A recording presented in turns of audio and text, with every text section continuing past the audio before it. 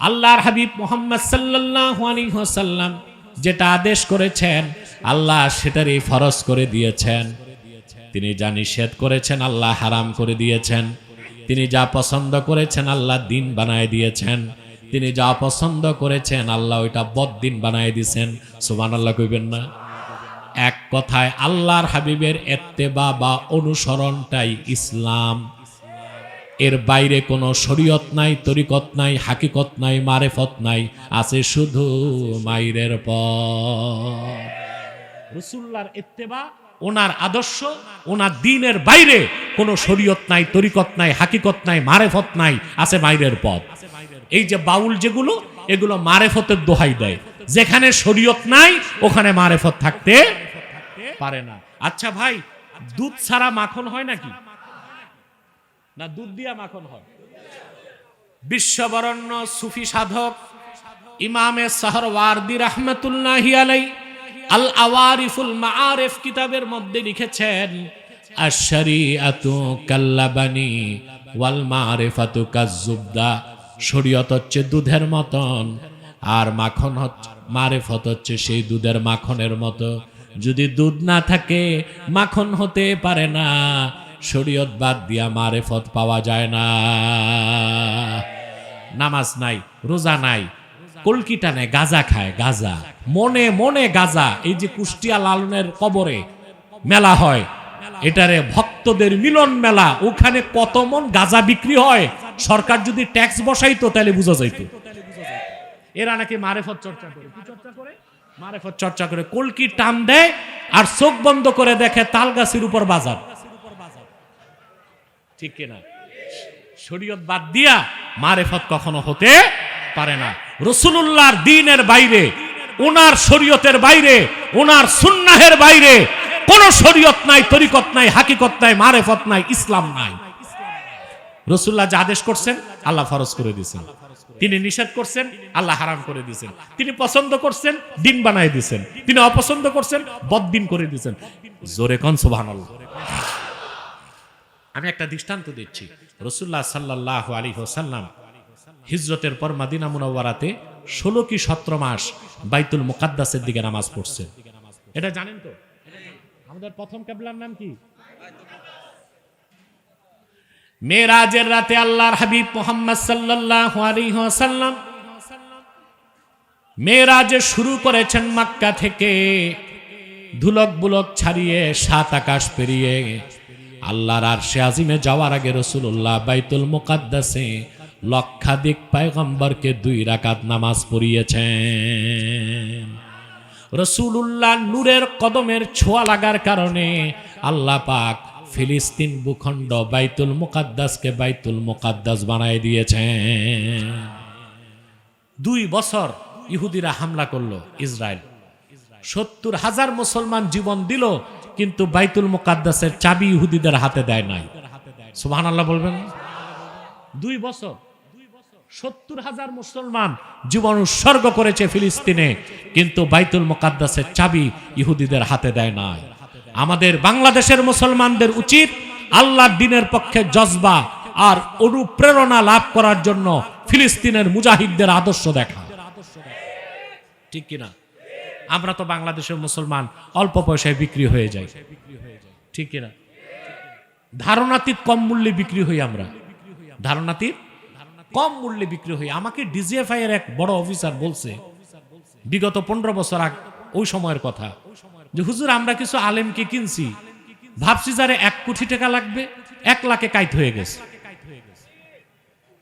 1 কোটিটা আমরা চিন্তাও করি নাই। ধারণাতীত তো কম মূল্যে কিছু আলেম বিক্রি হইতে পারে, যে আলেমরা ফেসিবাদের দালালি করে গেছে 15 বছর করে গেছে না। এক মৌলবী তো বলে দিছিল আপনি নিশ্চিত জান্নাতি। আমি জানি না এই মৌলবী এখন কই আছে, ওরে দূরবীন দিয়া খোঁজা লাগবে বাংলাদেশে। কি রকম দালাল! হ্যাঁ, একজন জালেমকে বলে দিছে কি আপনি জান্নাতি, জান্নাতের সার্টিফিকেট। ও নিজে জান্নাতে যাবে কিনা ওর খবর নাই। শিরক আর কুফরের ধারককে বলে দিছে আপনি জান্নাতি। প্রিয় বন্ধুগণ, ফিলিস্তিনের মুসলমান থেকে আমাদের অনুপ্রেরণা লাভ করতে হবে। সব কিছুর উপরে আমার ঈমান, আমার ইসলাম। ঠিক কিনা বলে? রাসূলুল্লাহ সাল্লাল্লাহু আলাইহি সাল্লাম বাইতুল মুকাদ্দাসের দিকে নামাজ পড়েছেন 16 কি 17 মাস, কিন্তু আল্লাহর হাবিবের দিলের টান ছিল কাবার দিকে। কোন দিকে? কোনদিন আল্লাহর রাসূল আল্লাহকে বলেন নাই আল্লাহ কাবাকে কিবলা বানায় দাও, শুধু আকাশের দিকে তাকাতেন। কোরআন শরীফ আল্লাহ বলেন কদ নারা তাকাল্লুবা ওয়াজহিকা ফিস সামা ফালানুওয়াল্লিয়ান্নাকা কিবলাতান তারদাহা। আল্লাহ ডেকে বলেন হাবিব আমার মুহাম্মদ সাল্লাল্লাহু আলাইহি ওয়াসাল্লাম, আপনি বারবার আকাশের দিকে তাকান, আমি আল্লাহ তা লক্ষ্য করি। আয়াত থেকে বোঝা যায় রাসূলুল্লাহ যতবার তাকাতেন রাসূলুল্লাহ নূরের চেহারা মোবারকটা আল্লাহর দেখতে ভালো লাগতো। রাসূলুল্লাহ সাল্লাল্লাহু আলাইহি ওয়াসাল্লাম মদিনা শরীফে মসজিদ নববী থেকে 7 কিলোমিটার দূরে একটা মসজিদ আছে, মসজিদ জুল কেবলাতাইন। ওখানে আসর নামাজ পড়তেছিলেন সাহাবায়ে কেরামকে নিয়ে। 2 কেবলার মসজিদ, হাজী সাহেবরা দেখছেন না? মসজিদ জুল কেবলাতাইন। ওখানে আসর নামাজে 2 রাকাত হয়েছে, আল্লাহ ওহী নাজিল করছেন ফাওয়াল্লি ওয়াজহাকা শাতরাল মাসজিদিল হারাম। হাবিব আমার মুহাম্মদ সাল্লাল্লাহু আলাইহি ওয়াসাল্লাম, আপনার মন যেটারে কিবলা বানাইতে চেয়েছে আমি ওটাকেই কিবলা বানাই দিলাম। এখন আপনি আপনার চেহারা মোবারক কাবার দিকে ঘুরায় ফেলুন। আল্লাহ রসুল যেটা পছন্দ করলেন আল্লাহ দিন বানায় দিলেন, রাসূলুল্লাহ যা পছন্দ করলেন ওইটা আল্লাহ বদ্দিন বানায় দিলেন। আরেকটা দৃষ্টান্ত দিচ্ছি, কোরআনে কারীম আল্লাহ বলেছেন ওয়ালিল্লাহি আলান নাসি হিজ্জুল বাইতি মান ইসতাতা ইলাইহি সাবিলা। মানুষদের মধ্যে যারা মুমিন কাবা পর্যন্ত পৌঁছতে সক্ষম তাদের উপর কাবা শরীফের হজকে ফরজ করা হয়েছে। বলেন সুবহানাল্লাহ। কাবায় না গেলে হজ হবে? কথা বলে না। হজ মানে কি? হজ মানে কসদ। হজ মানে কি? কসদ, ইচ্ছা। ইচ্ছা কসদুম মাকসুস ফি মাকানিন মাকসুস ফি ওয়াক্তিন মাকসুস। নির্ধারিত সময়ে নির্ধারিত জায়গায় নির্ধারিত কাজ, এর নাম হজ। এর নাম কি? হজ। আমাদের দেশে কিছু মানুষের ভুল ধারণা আছে, পীরের বাড়ি গেলে কোনো বড় সমাবেশে গেলে মনে করে যে হজের সওয়াব, এতে ঈমান নষ্ট হয়ে যাবে। হজের কোনো বিকল্প নাই, হজের কোনো তুলনা নাই। আছে এইসব আজে বাজে কুফুরি কথা, ঈমান বিধ্বস্তি কথা কখনো আমরা বলবো না। তা আল্লাহ বলছেন হজ হচ্ছে কাবার। হজ কি? আপনাদের কাছে আমার প্রশ্ন, হজের দিন 9 তারিখ জিলহজ মাসের 9 তারিখ হজের দিন একজন হাজিও কি কাবার প্রান্তরে থাকে?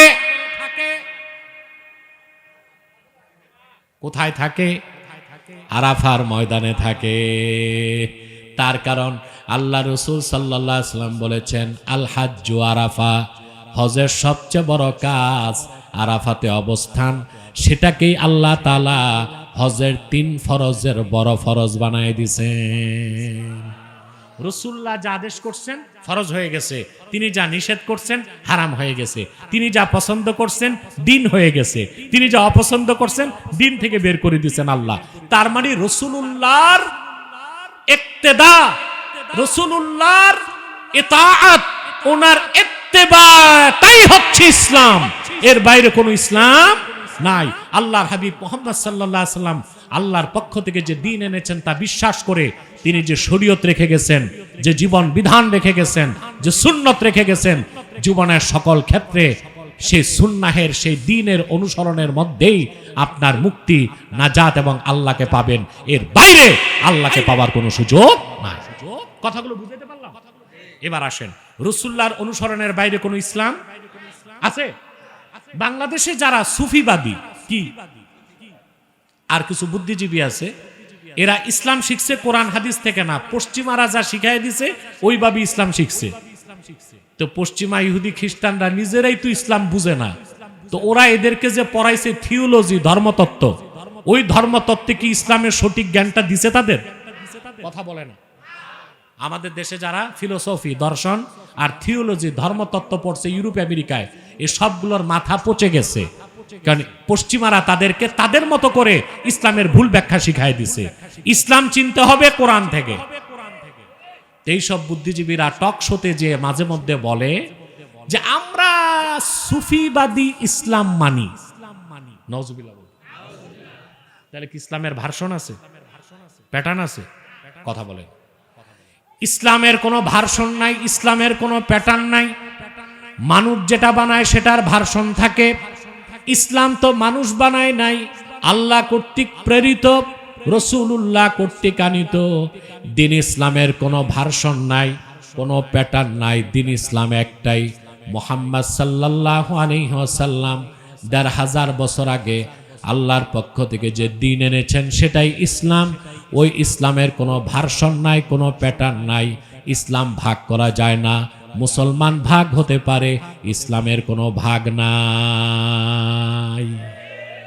আছে এই যে বলে পলিটিক্যাল ইসলাম মানে রাজনৈতিক ইসলাম, রেডিক্যাল ইসলাম, তারপর বলে সুফিবাদী ইসলাম। ইসলামের কোনো ভাগ নাই, ইসলাম একটাই। এবং ইসলাম ১৫০০ বছর আগে বিজয়ী হয়ে গেছে। কোন ব্যক্তি, কোন গোষ্ঠীর বিজয়ের সাথে ইসলামের বিজয়ের কোনো সম্পর্ক নাই। মনে থাকবে? প্রিয় বন্ধুগণ, এবার আসুন যে কথাটা আমি শিক্ষা হিসেবে আপনাদেরকে দিয়ে আলোচনা সমাপ্ত করতে যাচ্ছি ইনশাআল্লাহ। আমার দিকে তাকান। পৃথিবীতে তো অনেক ধর্ম আছে, আছে না? কারণ আপনি বলতে পারেন আমি মুসলমান, রাসূলুল্লাহর উম্মত, ইসলামকে মানি। তবে ইসলাম ছাড়া অন্য ধর্মে ভালো কিছু যদি থাকে নিতে সমস্যা কি? আপনি একটু বিশৃঙ্খলা করতেছেন। মিয়া সাহেব, এত তাড়াহুড়া আপনি ঢুকছেন কেন মাঠে? বাকিরা বসেন না, বসেন না, একটু মুনাজাতের আগে বসে যান। মা বোনেরা একটু দূরে থাকবেন, আপনারা আপনাদের পর্দার ভিতরে থাকাটাই শোভনীয়। এই দিক তাকান, মনোযোগ দেন। একটা স্লোগান বাংলাদেশে শুনবেন। বাংলাদেশে কিছু মোটিভেশনাল স্পিচার আছে। মোটিভেশনাল স্কলার, স্কলার স্কলার তো না, স্ক্রু ড্রাইভার। এরা মাঝে মধ্যে বক্তব্য দেয়, no east no west, Islam is the best. Slogan তো সুন্দর, কিন্তু ফাঁক আছে। কি আছে? অর্থাৎ ইসলাম সর্বশ্রেষ্ঠ, তাহলে বোঝা যায় কম শ্রেষ্ঠও আছে। কথা বলেন না। স্লোগান হবে no east no west, Islam is the best, Islam is last, Islam is fully completed and selected by almighty Allah. ইসলাম পরিপূর্ণ, ইসলাম শুরু, ইসলাম শেষ। আল্লাহ কর্তৃক প্রেরিত, রাসূলুল্লাহ কর্তৃক আনিত দ্বীন ইসলামের বাইরে মুসলমান কোন মতবাদ ধর্ম মানতে পারে না। এখন বলবেন গায়ের জোরে কথা বলেন কেন? অন্য ধর্মে ভালো জিনিস থাকলে নেওয়া যাবে না কেন? প্রশ্ন আসে কিনা? আমি একটা দলিল দিচ্ছি আর একটা যুক্তি দিচ্ছি। আমি যুক্তি টুক্তি জানি, কিন্তু আমি যুক্তিবাদী না, যুক্তিতে বিশ্বাসী না। আমি মনে করি ১,০০,০০০ যুক্তি এক পাল্লায় দিলেও কোরআন হাদিসের একটা দলিলের ওজন হবে না। হবে?